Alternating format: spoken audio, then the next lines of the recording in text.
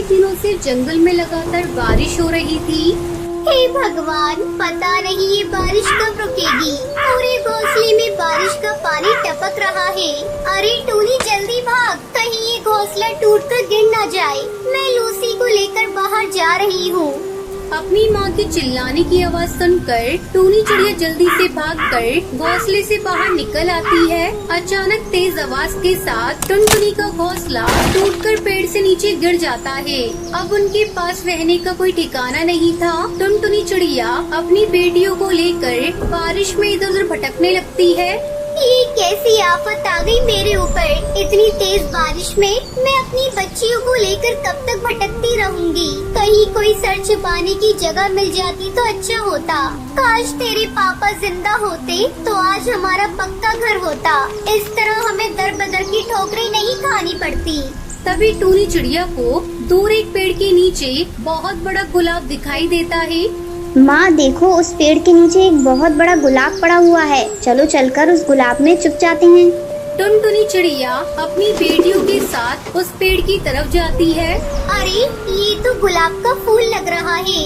इसमें दरवाजा और खिड़कियाँ भी है। टुनटुनी चिड़िया जल्दी जल्दी उस गुलाब के अंदर अपनी बेटियों के साथ चली जाती है। अरे टूनी, ऐसा लग रहा है जैसे इस घर में पहले से कोई रह रहा हो।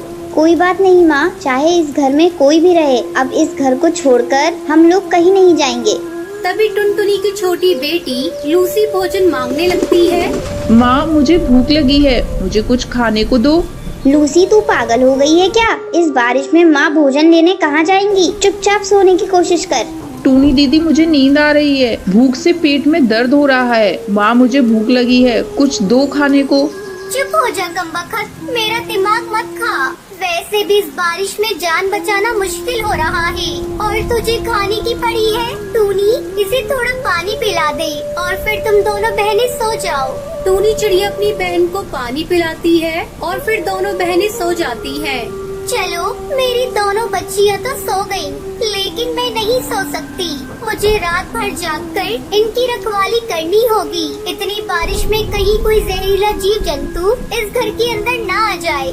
रात भर टुनटुनी चिड़िया जागकर अपनी बेटियों की रखवाली करती है। सुबह होने पर टुनटुनी चिड़िया को उस गुलाब में रहने वाले कालू कौवे की आवाज सुनाई देती है।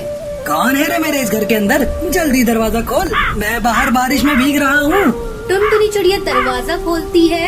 ए चिड़िया, ये मेरा घर है, निकल मेरे घर से। नहीं निकलूंगी, जाओ जो करना ही कर लो। जब मैं इस घर में आई तो ये घर खाली पड़ा था। मैं कल भोजन लेने गया था और तेज बारिश होने लगी, इसीलिए मैं नहीं आ पाया। चलो अब जल्दी निकलो यहाँ से। अंकल, हम लोगों को यहाँ से मत निकालिए। हम लोग कहाँ जाएंगे? बारिश में हमारा घोंसला टूट गया है। मूर्ख चिड़िया, तुझे एक बार में समझ नहीं आता? मैं बोल रहा हूँ ना, ये मेरा घर है और मैं यहाँ किसी को रहने नहीं दे सकता। कालू भैया, मैं आपसे विनती करती हूँ, मुझे और मेरी बेटियों को इस घर से बाहर मत निकालिए। जैसे ही बारिश रुकेगी हम लोग यहाँ से चले जाएंगे। थोड़ी देर बाद बारिश रुक जाती है और टुनटुनी चिड़िया अपनी बेटियों को लेकर जाने लगती है। तभी कालू कौवा टुनटुनी चिड़िया से कहता है, तुम्हें कहीं जाने की जरूरत नहीं। तुम्हारा भाई इतना निर्दयी नहीं है जो तुम लोगों को इस घर से बाहर निकाल दे। अब से हम लोग साथ साथ रहेंगे। ये लो, मैं कुछ भोजन लेकर आया हूँ, खुद भी खा लो और बेटियों को भी खिला दो। कालू कौवा टुनटुनी चिड़िया को अपनी बहन बना लेता है और फिर सभी उस गुलाब के घर में खुशी खुशी रहने लगते हैं। हिमाचल की करे जा, मौसम बदलता, कहीं तू मत बदल जाइया। में कवन जादू चुरा के तू